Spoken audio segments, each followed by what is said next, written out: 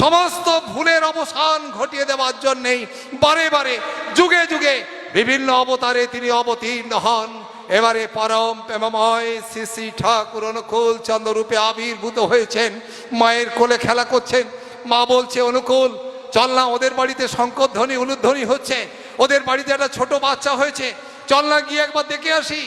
মাকে গালে হাত দিয়ে বলছেন, মা ওই ছেলেটা তো মাত্র 18 দিন বাঁচবে, ওর চেয়ে বেশি বাঁচবে না। মা মুখে হাত দিয়ে বলছে, অনুকূল বালাই 60 অমন বলতে নেই। দেখ ওদের বাড়িতে ছোট বাচ্চা হয়েছে, ওরা সবাই শঙ্করধ্বনি উলুধ্বনি করছে, আর তুই বলছিস মাত্র 18 দিন বাঁচবে। মাতা মনমোহিনী তিনি পেটে ধরেছেন, ভগবান বলতে পারছেন না। তিনি কাকে পেটে ধরেছেন ভগবানকে স্বীকৃতি দিতে পারছেন না। আশিক ভগবান তিনি মাকে বলছেন না, আমি ভগবান, আমি পুরুষোত্তম, আমি যদা যদা হি ধর্মস্য গ্লানি ভবতি ভারত অভ্যুত্থানং অধর্মস্য তদাত্মানং সৃজাম্যহম।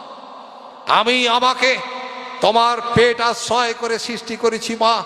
তিনি মাকে বলেননি।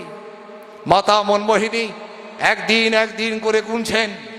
ঠিক 18 দিনের মাথায়, যে বাড়িতে 18 দিন আগে শঙ্করধ্বনি উলুধ্বনি, ঠিক 18 দিনের মাথায় ওই বাড়িতে কান্নার রোল উঠেছে সবাই মিলে। মাতা মনমোহিনী খবর নিলেন বাচ্চাটি জ্বর বমি হয়ে মারা গিয়েছে, পায়খানা হয়ে মারা গিয়েছে।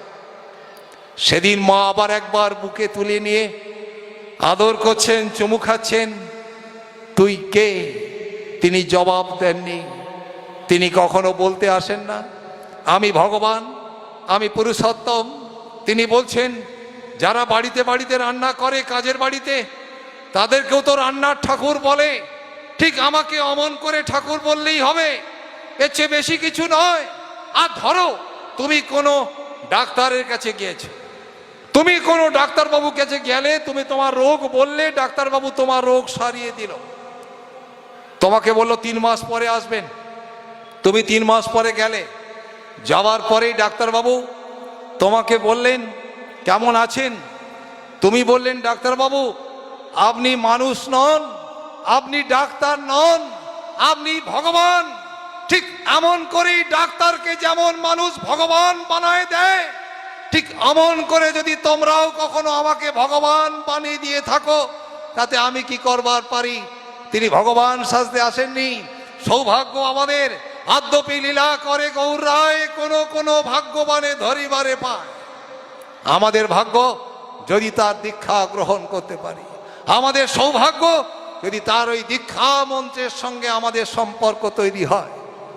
তাই পরম দয়াল শ্রী শ্রী ঠাকুর অনুকূল চন্দ্রের আজকে 136তম আবির্ভাব মহামহোৎসবে আমরা সবাই মিলে উপস্থিত হতে পেরে